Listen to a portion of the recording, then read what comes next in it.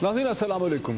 यूँ तो प्रोग्राम के 3 टॉपिक हैं, लेकिन सबसे पहले गालिबन इस हफ्ते की जो सबसे अहम एक डेवलपमेंट है उस पर नज़र दौड़ाते हैं। और उस डेवलपमेंट का ताल्लुक उस वक्त से है जब सऊदी अरब के फॉरेन मिनिस्टर अदल अल जुबैर बहुत ही इंतज़ार के बाद पाकिस्तान तशरीफ़ लाए और वो दौरा जो उनका 2 दिन का होना था ऑफिशियल, वो महज 6 घंटे का साबित हुआ। पाकिस्तान में उन्होंने पाकिस्तान के वज़ीर आज़म जनाब नवाज शरीफ साहब से, पाकिस्तान के मिलिट्री चीफ से और फॉरेन पॉलिसी के जो एडवाइज़र और ज़ार हैं सरताज अजीज़ साहब, उनसे उन्होंने मुलाकात की।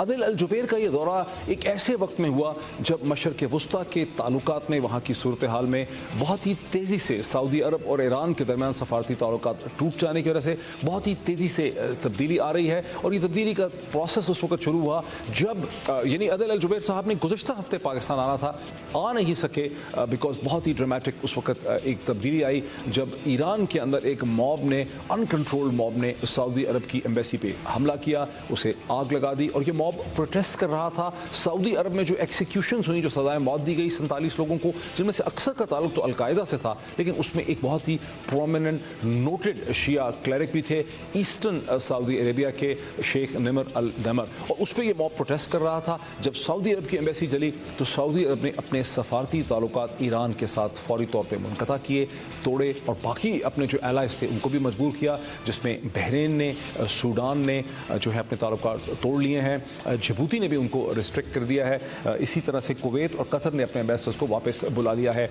मुत्तहिदा अरब इमारात UAE, जिस पे बहुत ही दबाव है, क्लोज एलाय है सऊदी अरेबिया के रीजन में, उसने अपने ताल्लुकात को रिस्ट्रिक्ट किया है। पाकिस्तान, इजिप्ट और तुर्की की तरफ से अभी तक एक गार्डेड रिस्पॉन्स आ रहा है। इससे पहले सऊदी अरेबिया जो है वो 34 ममालिक का मुस्लिम मिलिट्री अलायंस का ऐलान भी कर चुका है दिसंबर के आखिर में, जिसका ताल्लुक दाइश के खिलाफ की दहशतगर्दी के खिलाफ लड़ने से है। ये तो वो बैकग्राउंड है जिसमें अदल अल जुबैर पाकिस्तान तशरीफ़ लाते हैं। इस दौरे की अहमियत क्या है? पाकिस्तान के सामने जो एक बहुत ही डिफ़िकल्ट बैलेंसिंग एक्ट है, यानी एक तरफ सऊदी अरब जैसा मुल्क जिसके साथ बहुत ही करीब बरदराना रवाबित, हिस्टोरिकल रिलेशनशिप है, दूसरी तरफ ईरान की तरह का एक इम्पॉर्टेंट नेबर। तो ये जो डिफ़िकल्ट बैलेंसिंग एक्ट है, इसको पाकिस्तान कैसे निभा पाएगा, कैसे लेके आगे चलेगा, इस पर बात करने के लिए मुझे ज्वाइन किया है पाकिस्तान के इंतहाई noted, prominent, respected foreign policy and defence commentator जनाब प्रोफेसर हसन अस्करी साहब ने, जो पंजाब यूनिवर्सिटी के साथ और कोलंबिया यूनिवर्सिटी न्यूयॉर्क के साथ उनका देरीना ताल्लुक रहा। प्रोफेसर साहब अस्सलाम वालेकुम। वालेकुम सलाम जी। प्रोफेसर, बैकग्राउंड तो मैंने दे दिया अपने व्यूअर्स के लिए, लेकिन ये अर्ज़ कीजिए कि ये जो दौरा था जिसका इतना एंटिसिपेटेड था और इसने 2 दिन का भी होना था, वो 6 घंटे का साबित हुआ, इसका आउटकम निकला क्या? देखिए, इसका आउटकम जो है वो पार्शली सऊदीया के हक में गया है, पार्शली उनको सेटिस्फेक्शन नहीं हुई है। पाकिस्तान ने जो उस दिन गुफ्तगू शनीद हुई, जो बाद में जॉइंट स्टेटमेंट आया, उसमें पाकिस्तान का थोड़ा सा झुकाव तो सऊदी अरेबिया की तरफ नज़र आता है, लेकिन मुकम्मल एंडोर्समेंट नहीं है। और जो सऊदी फॉरेन मिनिस्टर आए थे वो मुकम्मल एंडोर्समेंट चाहते थे सऊदी अरेबिया के स्टैंड की, लेकिन पाकिस्तान इस वक्त एक डेलिकेट बैलेंसिंग कर रहा है ईरान और सऊदीया के दरमियान, और देखना यह है कि ये इस बैलेंसिंग को किस हद तक जो है वो कायम रख सकेगा।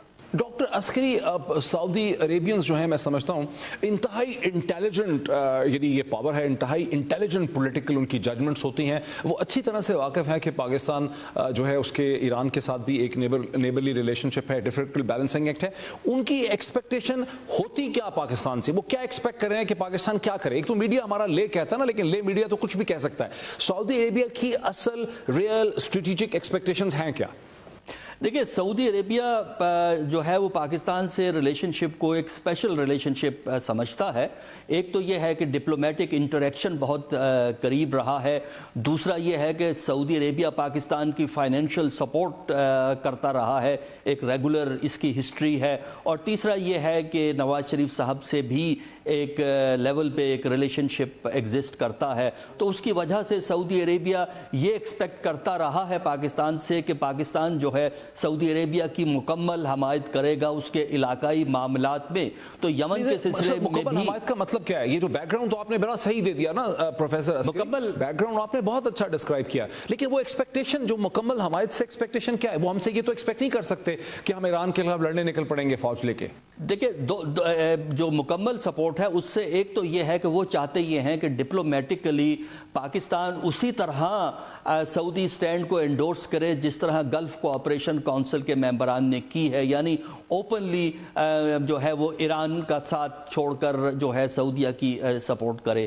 دوسرا یہ ہے کہ اس وقت سعودیہ میں جو انسیکیورٹی ہے، لیکن اچھی طرح واقف ہیں کہ وہ تو ایجپٹ، لیکن وہ تو جنرل سیسی جو ایجپٹ کے پریزیڈنٹ ہیں وہ بھی نہیں کر سکے، حالانکہ ایجپٹ کو سعودی عرب نے اور جی سی سی کنٹریز نے بلینز آف ڈالرز کی ایڈ دی ہے مطلب اس کو سٹیبلائز کرنے کے لیے اس کی اکانومی کے، لیکن ایجپٹ بھی کھل کے نہیں آ سکا ان کی طرف۔ دیکھیں بادشاہی نظام کا سب سے بڑا مسئلہ یہی ہوتا ہے کہ وہ عام طور پہ ڈائنمکس کو جو دوسرے ممالک کی ضروریات ہوتی ہیں، دوسرے ممالک کی مشکلات ہوتی ہیں، اس کو اس آسانی سے سمجھ نہیں پاتے جس آسانی سے ہم سمجھتے ہیں کہ ان کو سمجھنا چاہیے۔ ایجپٹ کی وجوہات ہیں کہ ایجپٹ ایک ڈسٹنس رکھنا چاہتا ہے کیونکہ ایجپٹ کے ایران سے بھی تعلقات رہے ہیں، اور پاکستان کا جہاں تک تعلق ہے ایک لاجیکل اپروچ تو یہی ہے کہ پاکستان جو ہے جہاں تک سعودی عربیہ کی انٹرنل سیکیورٹی کا تعلق ہے اس میں تو پاکستان نے ہمیشہ سعودیہ کی سپورٹ کی ہے، اور لیکن پاکستان نے ہمیشہ یہ آرگومنٹ دیا ہے کہ اس کی فوج اگر سعودیہ کے اندر جاتی ہے تو وہ سعودی بارڈر کے باہر کوئی رول پلے نہیں کرے گی، اور جو انٹر عرب کانفلکٹ ہے یا انٹر مڈل ایسٹ کانفلکٹ ہے اس میں پاکستان کا کوئی رول نہیں ہوگا۔ یہ ایک مسلسل پالیسی رہی ہے، لیکن اس کے باوجود سعودی عربیہ کی طرف سے یہ ایک دباؤ رہا ہے کہ پاکستان زیادہ کھل کر جو ہے سعودیہ کی سپورٹ میں آئے، اور اس سٹیج پہ فارن منسٹر بھی یہی چاہتے تھے، لیکن انہیں معلوم تھا کہ پاکستان ایک ڈسٹنس رکھے گا جو کہ پاکستان نے رکھا۔ اب ان کے ڈیفنس منسٹر جب یہاں آتے ہیں تو یہ بھی ایک ڈپلومیٹک پریشر پاکستان پہ استعمال ہوگا کہ پاکستان کچھ سٹیپس جو ہے وہ سعودی عربیہ کی طرف چلا جائے، لیکن لگتا یہ ہے کہ اب تک پاکستان کی ملٹری اور سول حکومت جو ہے سعودیہ سے ہمدردی، سعودیہ کی سالمیت کو سپورٹ کے باوجود وہ ایسا بیان نہیں دے گی، ایسی پوزیشن نہیں لے گی جس سے ایران جو ہے مکمل طور پر ایلینیٹ ہو جائے۔ اگر ہم ڈاکٹر عسکری اگر ہم ایک وائڈر پرسپیکٹو میں اسے دیکھیں کہ کراؤن پرنس محمد بن سلمان جو تشریف لا رہے ہیں پاکستان میں، جو ڈیفنس منسٹر بھی ہیں اور سیکنڈ کراؤن پرنس بھی ہیں، انہی نے انیشیٹ کیا، انہی نے دنیا کو بتایا کہ 34 ممالک کا ایک مسلم الائنس ہوگا دہشت گردی کے خلاف، داعش کے خلاف۔ تو جو لارجر ویو ہے، یعنی سعودی عرب نے ظاہر کسی کو کنسلٹ بھی نہیں کیا تھا، ہمیں پتا ہے کہ پاکستان انڈونیشیا، لیبنان اور ملیشیا کے رد عمل سے ہمیں پتہ چلا کہ ممالک سے پہلے کوئی کھل کے بات ہوئی نہیں تھی کہ 34 نیشن کا ملٹری الائنس کیا ہوگا۔ تو جو اور یہ بھی مطلب جو چیز میں ایڈ کرتا ہوں کہ Saudis are not stupid, Saudis know what they are doing, they very intelligent ہیں فارن پالیسی مینیپولیشن میں۔ وہ حاصل کیا کرنا چاہ رہے ہیں یہاں پہ؟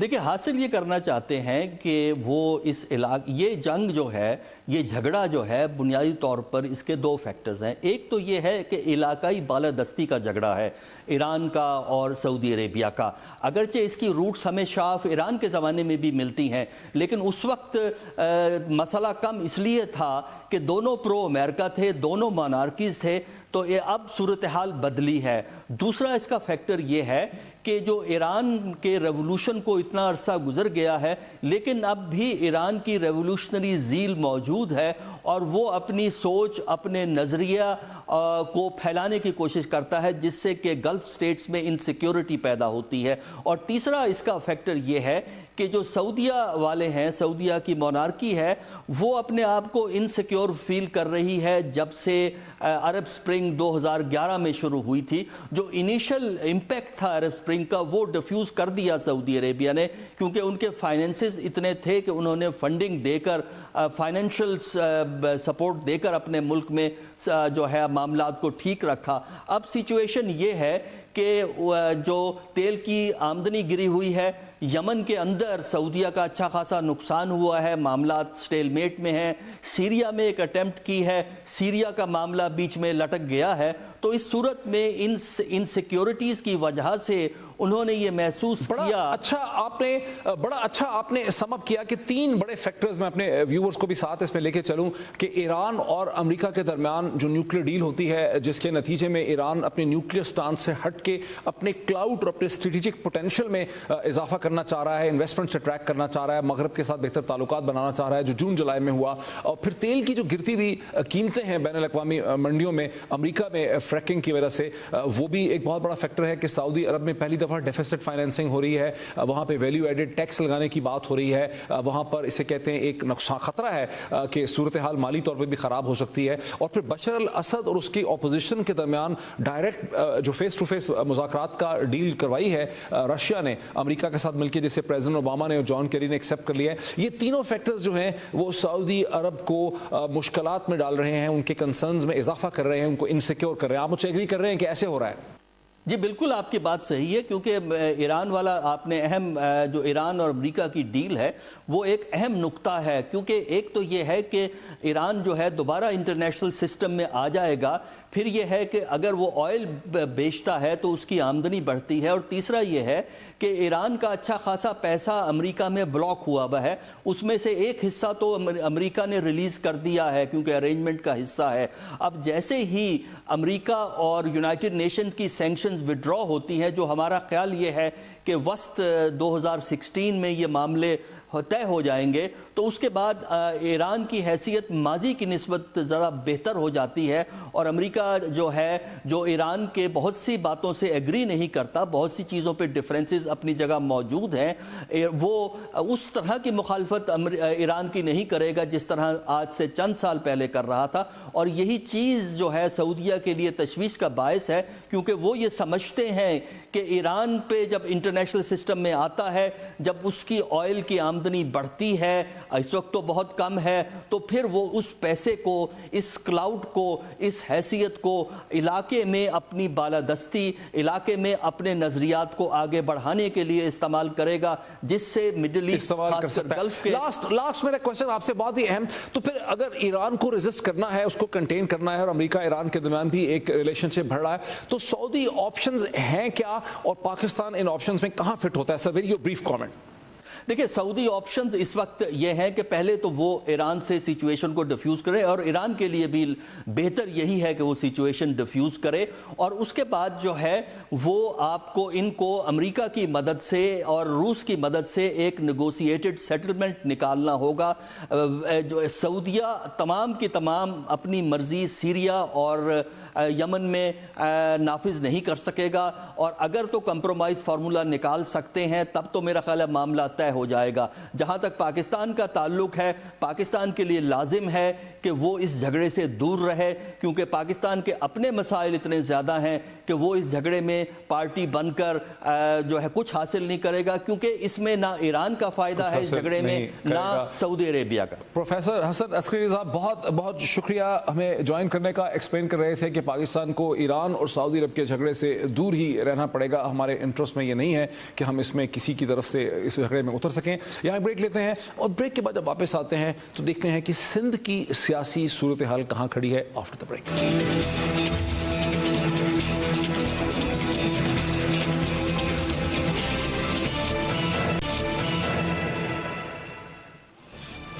ناظرین ویلکم بیک. آج سابقہ صدر آصف علی زرداری صاحب نے بہت ہی طنزیہ انداز سے نواز شریف صاحب کو مخاطب کر کے کہا کہ میر منور تالپور پہ جو مقدمہ بنایا جا رہا ہے, جو انویسٹیگیشن ہو رہی ہے, وہ 2016 کا پہلا تحفہ ہے میاں نواز شریف صاحب کی طرف سے, اسی طرح سے جیسے 2015 میں ڈاکٹر عاصم کا کیس جو تھا وہ 2015 کا تحفہ تھا. ایک طرف تو یہ ہے, دوسری طرف ہم دیکھ رہے ہیں کہ چودھری نثار صاحب جنہوں نے وزیر اعظم کی ہدایت پہ کراچی پہنچنا تھا وزیر اعلیٰ جناب قائم علی شاہ صاحب سے ملاقات کرنے کے لیے, وہ ابھی تک نہیں پہنچ سکے. رینجرز کی اسپیشل پاورز کی مدت میں اضافہ ہوئے 30 دن گزر چکے ہیں.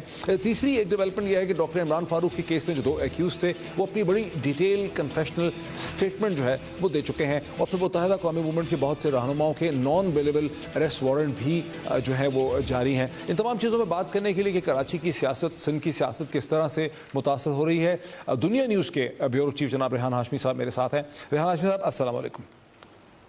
وعلیکم السلام علیہ صاحب. جی ریحان صاحب, یہ جو زرداری صاحب کا اتنا رد عمل ہوا ہے میر منور تالپور کے خلاف جو انویسٹیگیشن یا انکوائری کا سلسلہ تو بہت سے ہفتوں سے چل رہا تھا, آج اتنا شدید رد عمل, اتنا طنزیہ انداز کیوں ہے؟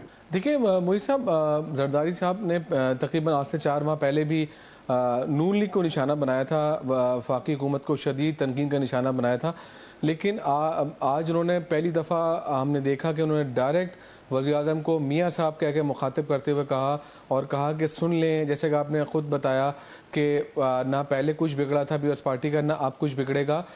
منور طالپور کے خلاف پہلے انکوائری چل رہی تھی، ایگزیکٹو بورڈ کا اجلاس ہوا تھا، اس میں ان کی انویسٹیگیشن کی اجازت دی ہے، ان کی پرتعیش زندگی گزارنے اور غیر قانونی طور پہ مبینہ طور پر جو اثاثے بنائے اس کے حوالے سے قریبی رشتہ دار ہیں سابق صدر اسد زرداری کے۔ لیکن اس میں جو اہم بات انہوں نے یہ کہی ہے، یہ بی بی فریال طالپور کے ہسبینڈ ہیں۔ جی ہمیں بھی بالکل ایسے ہی، ابھی تک تو ہمیں یہ پتہ ہے کہ ایسے ہی ہے۔ دوسرا کہ جو سابق صدر نے خاص طور پہ یہ بھی کہا کہ نون لیگ نے جو پہلے ہمارے ساتھ حکومت میں کیا تھا اس پر بھی کچھ نہیں ہوا تھا، اور پیپلز پارٹی کے خلاف اب جو کیا جا رہا ہے اس پر بھی کچھ نہیں ہوگا۔ اور انہوں نے باقاعدہ صاف طور پہ کہا کہ وزیر اعظم نواز شریف میاں صاحب نے پہلے بھی کوئی سبق نہیں سیکھا تھا اور آج بھی لگ رہا ہے کوئی سبق نہیں سیکھا۔ تو بڑا تنقیدی تنزیہ یہ بیان ہے، ایسا لگتا ہے کہ اب سخت ناراض ہو گئے ہیں۔ اور یہ ہم نے دیکھا کہ پہلی دفعہ ڈاکٹر عاصم کے خلاف جو نیب تحقیقات کر رہی ہے، وفاقی حکومت کر رہی ہے، رینجرز نے تو اب تک تحقیقات کی تھی، 90 دن کی حراست میں رکھا، سابق صدر کی جانب سے کوئی بیان نہیں آ رہا تھا، لیکن آج جو ان کا بیان آیا ہے انہوں نے اس میں صاف اور واضح طور پر کہا ہے کہ جی ڈاکٹر عاصم کے خلاف 2015 میں جو تحفہ دیا گیا تھا وفاقی حکومت کی جانب سے، ان کو گرفتار کیا اور کوئی ثبوت نہیں ملے، کوئی ان کے خلاف کوئی ایسے شواہد نہیں ملے اور وہ گرفتار ہیں۔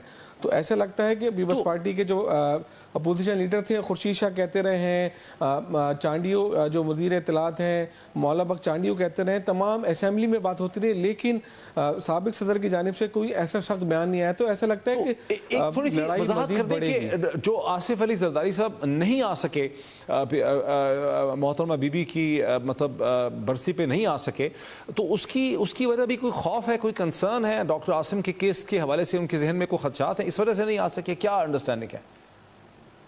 دیکھیں پیپلز پارٹی کے جو ذرائع وہ کہتے ہیں کہ وہ بیمار ہیں، لیکن سب کو پتہ ہے، سب جانتے ہیں، سب اچھی طرح سمجھتے ہیں کہ ڈاکٹر عاصم حسین دست راست ہے، وزیر اعظم ہاؤس، پرائم منسٹر ہاؤس، ان پر پابندی نہیں تھی، وہ بلا جھجک جا سکتے تھے، سندھ حکومت میں ان کا انفلوئنس بہت زیادہ تھا، سیم ہاؤس میں ان پر کوئی پابندی نہیں تھی، وہ جو چاہتے تھے ڈاکٹر عاصم حسین وہ کرا لیتے تھے، تو سب کو اندازہ ہے۔ لیکن ڈاکٹر عاصم حسین نے جو باتیں جے آئی ٹی میں کہی تھیں ان کو ثابت کرنا بھی پولیس کا کام تھا، پولیس نے ڈاکٹر عاصم کو کلیئر قرار دیا۔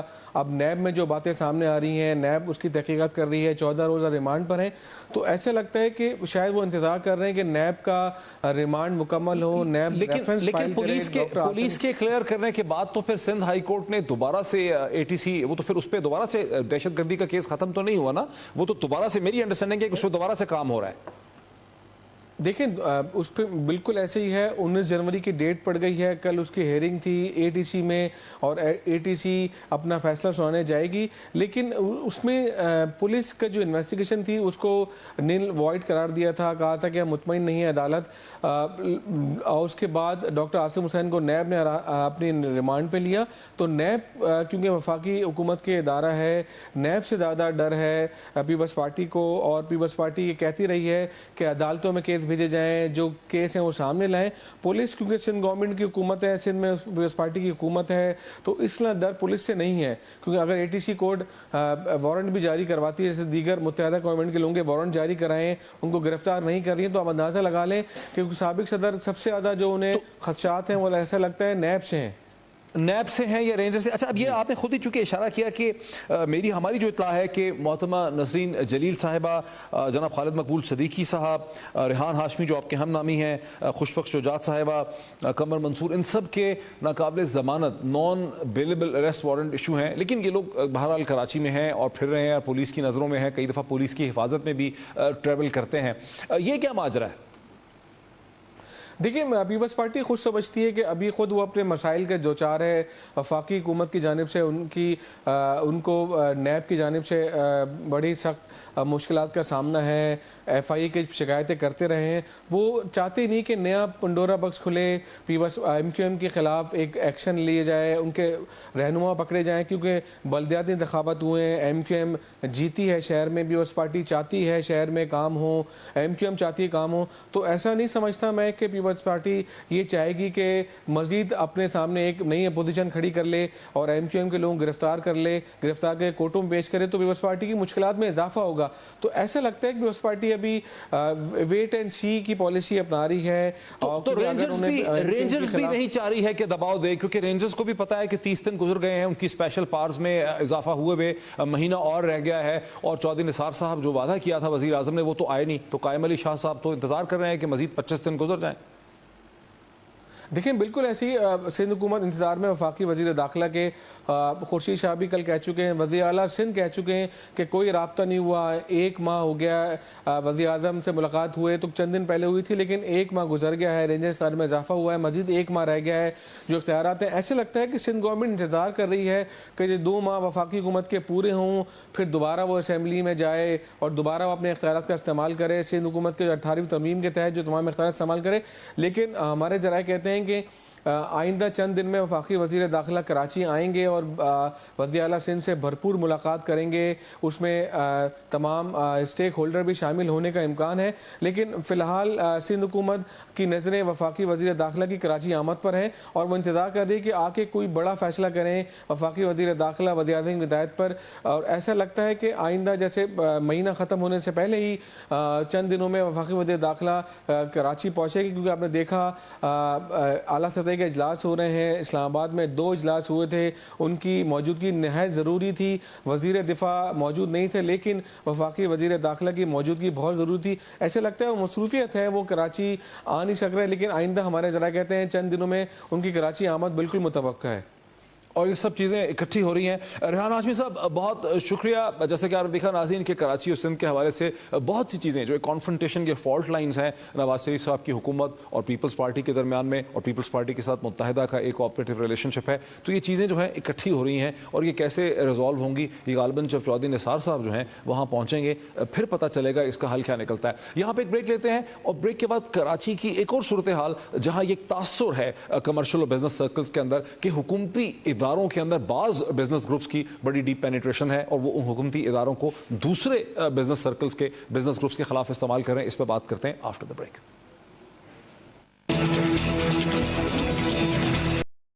ناظرین ویلکم بیک. بدقسمتی سے پاکستان میں یہ الزام تو نیا نہیں ہے کہ حکومتی اداروں کو, پولیس کو اور ایف آئی اے کو سیاسی مقاصد کے لیے, سیاسی مخالفین کے خلاف وکٹمائزیشن کرنے کے لیے استعمال کیا جاتا ہے. یہ الزام تو 40-50 برس پرانا ہے, 70 کی دہائی سے چلا آ رہا ہے. لیکن ایک نیا ٹرینڈ جو گزشتہ چند ماہ سے ہم دیکھ رہے ہیں وہ یہ ہے کہ پرائیویٹ بزنس گروپس جو ہیں انہوں نے سرکاری اداروں کے اندر پولیس یا ایف آئی اے میں اتنی طاقت حاصل کر لی ہے, اتنی پینیٹریشن کر لی ہے کہ وہ ان اداروں کو اپنے بزنس رائیولز اور مخالفین کے خلاف جو بزنس کمپٹیشن اور رائیولری ہے وہاں استعمال کر سکتے ہیں. اس چیز کو پولیٹیکل سائنس کی اصطلاح میں کیپچر کہتے ہیں. یعنی کیپچر کا مطلب ہے کہ پرائیویٹ ادارے سرکاری اداروں کو, ریاست کے اداروں کو کیپچر کر لیں, اس میں پینیٹریٹ کر لیں, اور جب ایک ریاستی اداروں کو پرائیویٹ گروپس کیپچر کرنے لگ جائیں تو یہ گورننس کا اور ریاستی انحطاط کے فیلئر کی ایک انتہائی سٹیج ہوتی ہے. اس ہفتے کے شروع میں ان الزامات کو, اس خوف کو مزید تقویت ملی جب کراچی میں ایف آئی اے نے AKD سیکیورٹی جو ایک ریسپیکٹڈ سیکیورٹیز کمپنی ہے اس کے چیف ایگزیکٹو کو, 2 ڈائریکٹرز کو اس بنا پہ گرفتار کر لیا کہ 2010 میں AKD سیکیورٹیز نے ایک ایسی ریسرچ رپورٹ ایشو کی تھی جس کی بنیاد کے اوپر, یہ فورکاسٹنگ رپورٹ ایشو کی تھی جس کی بنیاد پہ EOIB نے ایم ٹیکس ایک پرائیویٹ کمپنی کے شیئرز کو خریدا تھا اور اب ان شیئرز کی قیمت جو ہے وہ گر چکی ہے. اس پہ بات کرنے کے لیے, یہ الزامات اس کے بعد بہت دہرائے گئے, اس پہ بات کرنے کے لیے AKD گروپ کے چیئرمین جناب عقیل کریم ڈھیری صاحب خود ہمارے ساتھ اس وقت جوائن کر رہے ہیں کراچی سے. السلام علیکم ڈھیری صاحب. وعلیکم السلام. ہم ڈھیری صاحب اس الزامات پہ آ جائیں کہ جو ایف آئی اے کا یہ کہنا ہے کہ آپ لوگوں نے اس کا جو انیشل پبلک آفرنگ تھی, IPO جو تھی اس کمپنی کی ایم ٹیکس کی, وہ آپ لوگوں نے ایشو کی تھی اور آپ نے فور کاسٹنگ کی تھی کہ اس کا یہ جو رپورٹ آپ نے ایشو کی تھی یہ آپ اس کے ایڈوائزر تھے. سر یہ تو کلیئر کر دیں, یہ جو ایم ٹیکس کمپنی ہے آپ اس کے کنسلٹنٹ ایڈوائزر تھے؟ ہم اس کمپنی کی لسٹنگ ہم نے کروائی تھی. لسٹنگ یہ ہوئی تھی اپریل کے مہینے میں لسٹنگ ہوئی تھی. لسٹنگ کے ساتھ ایک ریسرچ رپورٹ بھی آئی تھی. रिसर्च रिपोर्ट हमारे अलावा भी 4-5 और भी आई थी। BMA की रिसर्च रिपोर्ट है, IGI पाकिस्तान की रिसर्च रिपोर्ट है, इन्वेस्टकैप की है और इन्वेस्ट एंड फाइनेंस की रिसर्च रिपोर्ट है। 99% तकरीबन सबकी रिसर्च रिपोर्ट सेम है। सिर्फ मुझे अफसोस ये है कि एक इदारे का डायरेक्टर जिसने टीवी इंटरव्यू में मेरे सामने ये कहा कि हमारी रिसर्च रिपोर्ट की बुनियाद पे EOBI ने शेयर खरीदे, हमने ये रिसर्च रिपोर्ट EOBI को नहीं दी। थोड़ी सी वजाहत ये कर दें कि EOIB आपका क्लाइंट नहीं था, आपने ये रिसर्च, आप EOIB के कंसल्टेंट और एडवाइजर नहीं थे, आपने EOIB को एडवाइस नहीं किया। EOBI से हमारा कोई ताल्लुक नहीं है EOBI से, ना हमने ट्रेड किए, ना हम ब्रोकर थे। और ये ट्रेड हुई है सितंबर के महीने में, अगस्त या सितंबर के महीने में, और ये रिजल्ट के बाद भी, आधी ट्रेड रिजल्ट से पहले भी, आधी ट्रेड रिजल्ट के बाद भी। किस रिजल्ट की तरफ इशारा कर रहे हैं आप? जिस रिजल्ट के बारे में ये कहा जा रहा है कि रिजल्ट एक्सपेक्टेशन से कम आया है, तो हम ये कहते हैं कि अगर रिजल्ट एक्सपेक्टेशन से कम आया और EOBI ने ये रिजल्ट की एक्सपेक्टेशन के रिजल्ट ना आने के बाद क्यों खरीदे, इसका जवाब शायद हयात साहब को देना चाहिए। लेकिन क्योंकि ये उस रिपोर्ट की तरफ इशारा कर रहे हैं जहां पे वो कहते हैं, जो एक अंग्रेजी का बड़ा अखबार है उसमें ये चीज छपी है कि FIA ये कहती है कि आपने ये फोरकास्टिंग की थी कि ₹5.70 अर्निंग पर शेयर होगी, जबकि ₹3 और 70 पैसे शेयर आया है, उसका जो अर्निंग पर शेयर आया। बात बिल्कुल ठीक कहा आपने, क्योंकि FIA और दी न्यूज और जंग अखबार, जहांगीर सिद्दीकी, क्योंकि शायद हयात साहब इनके साथ बैठ के सारी चीजें लिखवाते हैं और सारी चीजें बनवाते हैं, और ये उन्हीं से बेचारे पूछ के आते हैं, क्योंकि ये रिपोर्ट भी उन्होंने ही बनाई है। वरना इनकी प्रेस कॉन्फ्रेंस में आप उठा के देख ले, EP कर रहे हैं, उनको ये नहीं पता EPS क्या होती है। तो मेरा ख्याल है कि इनको भी फंसवाया गया, इनकी टीम को भी फंसवाया गया, लेकिन शायद हयात के बारे में धक्की चुपी नहीं है कि इनके जहांगीर से कितने ताल्लुकात है। पिछले दिनों मोहता पैलेस में मैं आपको फुटेज बोलो तो भेज सकता हूं कि शायद अवाज साहब ने वो जो प्रोग्राम हुआ था उसको जहांगीर सिद्दीकी ने स्पॉन्सर किया था। अब आप मुझे बताएं, FIA के डायरेक्टर साहब कहते हैं वो उनको जानते नहीं। इल्जामात आप लगा रहे हैं, जो खदशात आपके हैं, क्या आपने इसकी एविडेंस जो है वो इंटीरियर मिनिस्टर, वजीर दाखिला जो है चौधरी निसार साहब तक पहुंचाई है? क्या उनसे आपका राब्ता हुआ है? मैं आपको बताता हूं कि मुझे इंटीरियर मिनिस्ट्री के यहाँ से फोन आया था, उनके यहाँ से 4 कॉलें आएंगे। 4 कॉलें आने के बाद मैंने उनको इंश्योर किया कि जितने भी एविडेंस है मैं उनको भेज दूंगा। जितने कागजात इस वक्त मैंने आपको भेजे वो सारे कागजात मैंने इंटीरियर मिनिस्ट्री को भी भेजे हुए हैं। मैंने जहांगीर सिद्दीकी और शकीलुर रहमान की करप्शन की पूरी कहानी उनके ऑफिस भिजवाई है, और वो मेरे ख्याल से अगर मनों के हिसाब से कागजात हैं जो मैंने भिजवाए हैं। लेकिन खुदा की शान ये है कि जब इनके PS स्टाफ अफसर ने मुझे ये रिक्वेस्ट ज़रूर की थी कि हम आपको बुलाएंगे, पहले हम समझ लें, वो दिन है और आज का दिन है। मुझे उन्होंने नहीं बुलाया, उन्होंने अपने डायरेक्टर को जरूर बुलाया। 5 दिन, आज चौथा दिन है, और चौथे दिन तक उन्होंने मुझे नहीं बुलाया। जो AKT सिक्योरिटीज के चीफ एग्जीक्यूटिव थे और जो डायरेक्टर्स 2 गिरफ्तार हुए हैं, उनका अभी तक उनकी रिहाई नहीं हुई, उनकी जमानत नहीं हो रही, इसकी क्या वजह है? मैं आपको ये बताता हूं कि मेन अक्यूज जो थे खुर्रम शहजाद, उसको इन्होंने अरेस्ट किया फैसलाबाद से। FIA की टीम गई थी कराची से। कौन है? एमटेक्स के मालिक हैं, डायरेक्टर हैं, मैनेजिंग डायरेक्टर हैं खुर्रम शहजाद। उनको अरेस्ट किया गया, जो मेन अक्यूज है। एमटेक्स वही कंपनी जिसके शेयर EOIB ने खरीदे थे, उसका जो मालिक था वो मेन अक्यूज था, वो गिरफ्तार नहीं है अब। नहीं, वो इसलिए मेन अक्यूज था कि उन्होंने वो शेयर बेचे हैं। मेरा अपना क्या शेयर्स के लेन देन के बारे में मुझे नहीं पता, लेकिन FIA ने उनको मेन अक्यूज डिक्लेयर किया है, और FIA की टीम गई और उनको पकड़ के ले आई, लाहौर एयरपोर्ट पे छोड़ दिया। अब छोड़ने की वजह मुझे नहीं पता, मैं किसी पे एलिगेशन नहीं लगा सकता जब तक मुझे पता ना हो। लेकिन मुझे एक बात बताएं कि मेन अक्यूज को ये छोड़ देते हैं और एक रिसर्च रिपोर्ट बनाने वालों को पकड़ लेते हैं, तो इससे आप अंदाजा लगा दें कि, और ये मेन अक्यूज को छोड़ने के बाद जंग ने खबर लगाई, किसी और ने नहीं लगाई, किसी अखबार में ये खबर नहीं है, उन्होंने लगाई कि एक डायरेक्टर को पकड़ा गया था और उन्होंने कमिटमेंट दिए कि वो 4 करोड़ रुपए वापस देंगे। 29 करोड़ के फ्रॉड पे 4 करोड़ रुपए वापस देंगे। EOIB के जो उस वक्त के चेयरमैन थे जफर गोंदल साहब, क्या वो भी गिरफ्तार हुए हैं? مجھے ان کے بارے میں کچھ نہیں پتا. مجھے صرف یہ پتا ہے کہ ریسرچ رپورٹ بنانے پہ 5 لوگوں نے ریسرچ رپورٹ بنائی, انہوں نے ہم پہ دعویٰ بولا, اور یہ کوئی ایسی بات نہیں ہے کہ اچانک دعویٰ بولا ہے. میں آپ کو ایک بات بیک گراؤنڈ میں جاتا ہوں. میں نے سپٹمبر کے مہینے میں میرے پاس ایک انفارمیشن تھی کہ شاہد حیات صاحب, جہانگیر صدیقی اور شکیل الرحمان وہ یہ کہہ رہے ہیں کہ ہم نے ایگزیٹ کو تو پایا, تکمیل پہ پہنچا دیا ہے, تو اب نیا مینڈیٹ شاہد حیات صاحب کو ڈھونڈنا تھا. تو مجھے یہ رپورٹ ملی کہ اب وہ میری طرف دیکھ رہا ہے, کیونکہ پچھلے 7-8 جب سے یہ ڈائریکٹر بنے ہیں نا, میرے اوپر کافی دفعہ اٹیک کر چکے ہیں. اور اس دفعہ انہوں نے جو اٹیک کیا نا, وہ ریسرچ رپورٹ کی بنیاد پہ کیا, کیونکہ ان کو کوئی چیز مل نہیں رہی تھی, تو ریسرچ رپورٹ کی بنیاد پہ کیا. تو میرے کو جب پتا چلا کہ یہ ان کی بدنیتی ہے, تو میں نے سندھ ہائی کورٹ میں درخواست دی. سندھ ہائی کورٹ نے انہیں ریسٹرکٹ کیا کہ ایف آئی اے اگر ہراساں نہ کرے اور کوئی بھی چیز ہے تو ہمیں بتائے. یعنی سندھ ہائی کورٹ پہلے ہی سندھ ہائی کورٹ میں جا چکے تھے؟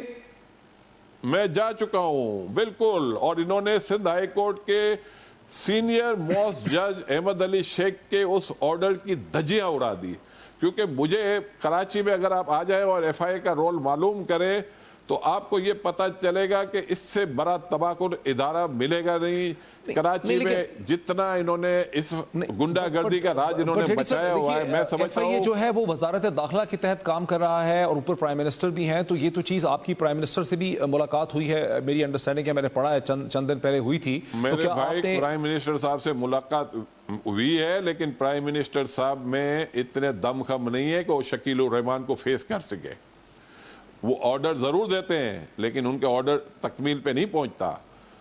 میر شکیل صاحب پاکستان کا اتنا طاقتور نام ہے کہ آپ یہ دیکھیں کہ وہ آدمی ہے جو ان کا تو پوائنٹ ویو آ نہیں رہا نا اس وقت. وہ تو ہے نہیں ہمارے ساتھ. کام کریں, ان کے چینل پہ مجھے بٹھا دیں. اس وقت وہ سرینا ہوٹل میں ٹھہرے ہوئے ہیں, اس وقت وہ ساری چیزوں کو وہاں بیٹھ کے مانیٹر کر رہے ہیں. کیونکہ جب شاہد حیات صاحب کو 2 دن وہاں بلایا گیا تھا تو وہ فوراً پہنچ گئے, کیونکہ وہ ہر کام میں مداخلت کرتے ہیں گورنمنٹ کی. گورنمنٹ نواز شریف کی نہیں ہے, گورنمنٹ میر شکیل الرحمان کی ہے, گورنمنٹ جہانگیر صدیقی کی ہے, گورنمنٹ فواد حسین فواد کی ہے.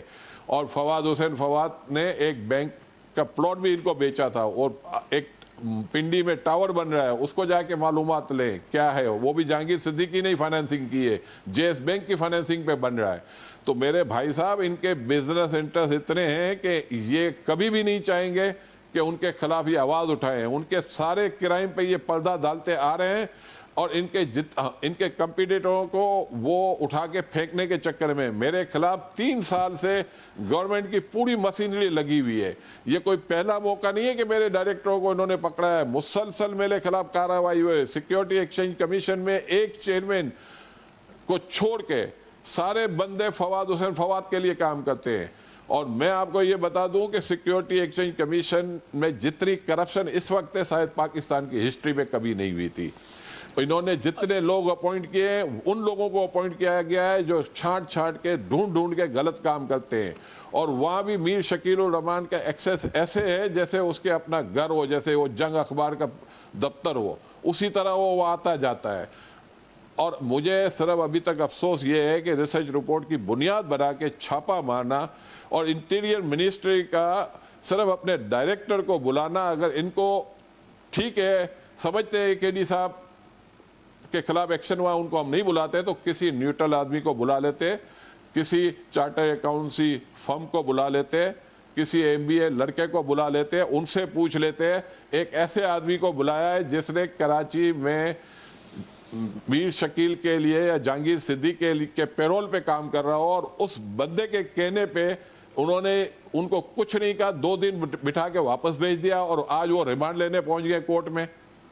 مجھے تو صرف افسوس ہو رہا ہے. ہمیں تو انشور کرایا گیا تھا کہ آپ کو انصاف دیا جائے گا. دیکھیے جہاں تک اس چیز کا تعلق ہے کہ ایک محض ریسرچ رپورٹ کے اوپر ایف آئی اے نے جو ایکشن کیا ہے وہ تو بڑا افسوسناک ہے, نظر آ رہا ہے. جو الزامات آپ لگا رہے ہیں اس کی تفصیلات تو آپ کو وزارت داخلہ میں بھی دینی چاہیے, میڈیا کے سامنے بھی لانی چاہیے, پرائم منسٹر کے آفس میں بھی دینی چاہیے, تاکہ ان الزامات کی تحقیقات ہو سکے. اگر آپ سمجھتے ہیں کہ ایک بزنس گروپس کا اتنا ایک پینیٹریشن ہے, پھر تو یہ معلومات آپ کو پرائم منسٹر کے آفس میں اور پورے میڈیا کے ساتھ شیئر کرنی چاہیے. मोहित साहब, मैं आपको एक बात बता दूं, मैंने कमिश्नर सिक्योरिटी मार्केट और 3 और कमिश्नर के नाम लिख के राइटिंग में जहांगीर सिद्दीकी और मीर शकील उर रहमान के खिलाफ 2013 में लेटर लिखा, 2014 में लेटर लिखा। लॉ मिनिस्ट्री में वो लेटर भेजा गया। लॉ मिनिस्ट्री ने कहा कि एकेजी के एलिगेशन बहुत सीरियस है और उन्होंने काफ़ी एविडेंस प्रोवाइड किए गए हैं और उनको मौका मिलना चाहिए ताकि उनकी इंक्वायरी हो सके।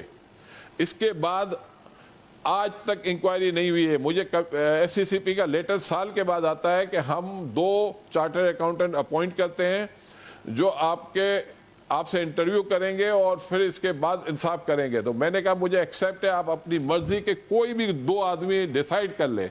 उन्होंने दोनों आदमी का नाम लिखा, मैंने उसको एक्सेप्ट किया, लेकिन 2 महीने हो गए उस लेटर को, 2.5 महीने, अभी तक किसी को अपॉइंट नहीं किया गया, कुछ नहीं और हुआ। वो लेटर भी करीम रेड्डी साहब, बहुत बहुत शुक्रिया। नाज़रीन, ये जो इल्ज़ामात हैं, ये जो इस वक्त बहस हुई है, ये कराची के बिजनेस और कमर्शियल सर्कल में गुज़श्ता 4-5 दिन से यही चहमगइयाँ हो रही हैं। वहाँ पे यही एक खौफ है कि अगर हुकूमती इदारों और बाज़ ताकतवर बिजनेस ग्रुप्स के दरमियान एक नेक्सस है तो फिर कोई भी बिजनेस इंटरेस्ट जो है वो महफूज नहीं रहेगा। ज़रूरत इस चीज़ की है कि वफाकी इदारे, वजारत दाखिला और प्राइम मिनिस्टर का ऑफिस जो है इन कंसर्न्स को एड्रेस करें, इसका जवाब दें, और जो भी इसका अगर जवाब है, हमारा प्लेटफॉर्म भी इसके लिए हाजिर है कि हुकूमत अगर इसका हुकूमती इदारे को जवाब देना चाहते हैं तो मोस्ट वेलकम। आज इतना ही, कल फिर आपसे मुलाकात होती है।